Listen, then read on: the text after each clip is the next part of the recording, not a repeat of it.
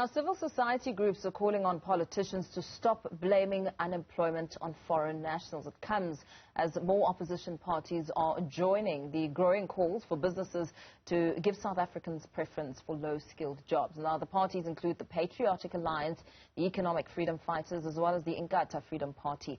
Last week, the Patriotic Alliance visited shops allegedly owned by undocumented migrants looking for expired food items that were being sold. Joining us to discuss this perspective is the Deputy of the Patriotic Alliance, Kunene. Very good morning to you. Thank you so much for your time. Let's talk about this growing problem that, as you may have heard in the bite that we played by Bishop Mpumlwana, saying that this is a growing problem that communities simply cannot ignore.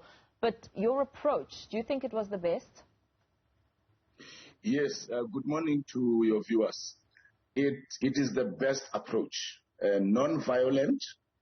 Our people go into the shops, and I think we need to use the wording correctly. Undocumented suggests that these people are not illegal. They are illegal immigrants.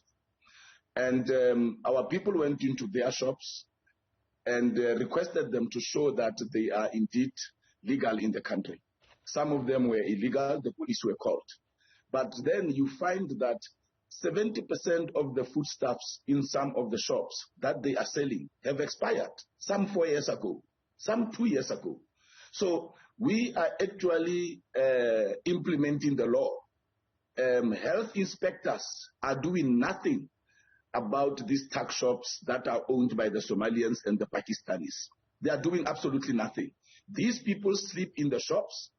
They divide a shop and a bedroom with a curtain. They help themselves on the other side of the curtain. On this other side, they are selling our people food. And these things have been on social media. They have been reported by the citizens. However, our health department and home affairs and police just do nothing. So our people decided to take it upon themselves and visit this shop so that we can protect our people from eating expired food. We see children going to hospitals with gastro-related illnesses, and the nurses struggle to find what is happening. Now we know that our young people are being sold NAN that has expired 4 years ago. Are you not concerned that as members of the Patriotic Alliance go to these shops without the police backing them, that perhaps this may reignite xenophobia and violence? No. There's no xenophobia here. We've got councillors in most of these areas where our people have gone. And councillors have got a mandate and a duty to make sure that whatever happens in their wards, in their municipalities, is legal. And so they are assisting the police to implement the law. You cannot say that when the citizens are implementing the law, then we must be afraid of the violence that it will cause. In fact, we have seen Somalians brandishing machine guns, rifles on the streets, shooting taxi people. We've never had a statement from the Minister of Police. We've never had a statement from the President of this country. So we cannot then sit back as the citizens and allow this lawlessness to continue. We have seen at Lapland, next to El Rado Park, where our people worked with the police, and people were arrested after they shot 2 people. And these people, most of the people who stay there are illegal immigrants. And the police came on board and they assisted because they understand that we are implementing the law. We are assisting them to make sure that we clean our communities of criminals. Because if you are illegal, it means you are committing a crime. Surely if you make mention of foreign nationals brandishing machine guns, that should in itself be a red flag, that should things escalate and really get out of control, that lives could be lost. The very lives that are trying to take products off the shelves that are dangerous to consume. I mean, surely that in itself should be a hint that it could turn ugly. But we cannot then sit back because we are afraid. We are not afraid of Somalians. We are not afraid of illegal immigrants. We are implementing the law. Do you know, my sister, that the high rate of unemployment, the high rate of poverty in this country causes more violence than a few machine guns that are being brandished by the Somalians. Look at violence in our communities. Look at contact crime that happens in our communities because our people are living in poverty. Let me make you another example. We've got business people who own training companies who have registered with CITAS. But when you go and look at how many companies, and I'll give you percentages, 70% of the companies that are training our young people through CITAS are owned by Zimbabweans. Blade in Zemande is aware of this, and the whole CITA is aware of this, and they are giving them business.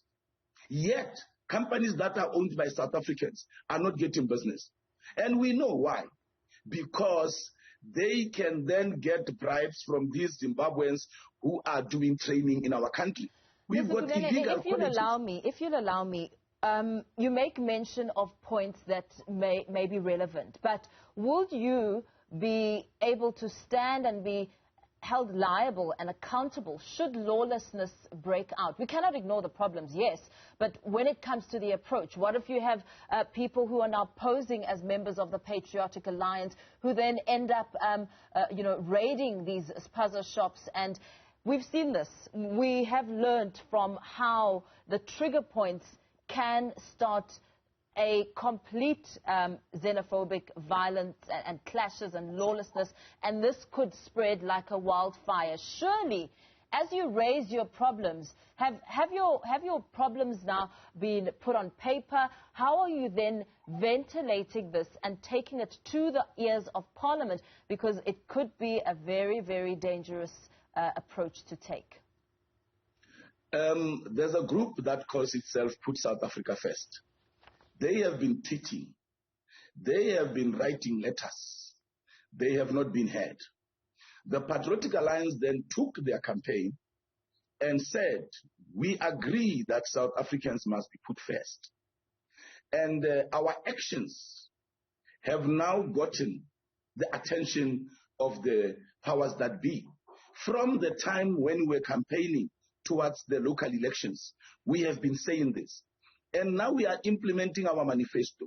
So it is not like we just woke up and decided that we are going to do this thing. We have said, if we are voted into power, in those areas where we are voted, we are going to make sure that we rid our communities of illegal immigrants. We cannot be held to ransom because we are afraid that if we implement the law, there's going to be violence. Obviously, what about roping the police in? Become violent, what about roping those the that police become in? violent against us will be breaking the law, because we have demonstrated over the past few weeks that our approach is peaceful, is non-violent, and where we identify that there are indeed illegal immigrants, we invite the police. You have seen that the police has been with the patriotic leaders, Patriotic Alliance leaders, when they go into these areas. But when we go to the shops to identify, we take videos, we speak to the owners of the shops without being violent, and we show them, this is expired. Do you agree? Yes. Let us take it out. So that is why there are no complaints from them to say that we are harassing them or we are breaking the law. No, we are implementing the law. Health inspectors are supposed to be doing what we are doing. Home Affairs is supposed to be checking whether these people are legal or not. But the police, when we call on them, they always join us in this campaign and help us. So those who would want to be violent against Patriotic Alliance leaders, they will then meet the full might of the law, because the police are there with us. But we are not going to sit back because we are afraid that the Somalians will shoot at us. No, we cannot do that. They must go home. Well.